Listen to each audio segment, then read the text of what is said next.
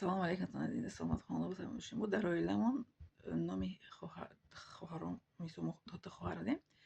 اکامون نامی رو شکسته نمیگرفتن. فیروزه خانم میگفتن، خواهرم خانم میگفتن در آخرش نامشه. و من اکامون نامش نمیگرفتم. تو مثل اینکه 5 خانیمت اکامون اکا نمیگفتم. نامش فقط میگفت فرق میکنه. بس این 5 نام اکا جون گفت اکا جونی نامش گرفته بود میسو. اکا جون میگیم بخوام میگم اکا میگم تو چیکار. یک تا 5 من فقط نامش نمیگرفتم. ولی چی نمیگفتن. خب بعد با احترام بعد صنف پنجم اکاجون فقط میگفتم و یا ما از کودکیمون نمونش کسی نمیگفتن. نه که در اویله ما یکون بر من دیدم که یکون اکم مو سه پسر سه دختر بند اویله ما. لیکن ما صنف یک بودم اپام شوهر کردگی و صنف دیم ده اکا کلانی زنگ تگن. یکی از کودکی دیادم هست که یکون بر اکوی ما در رفت ما یکون کپی پست بالان کودکی نیستن. نه من نه خواهر من.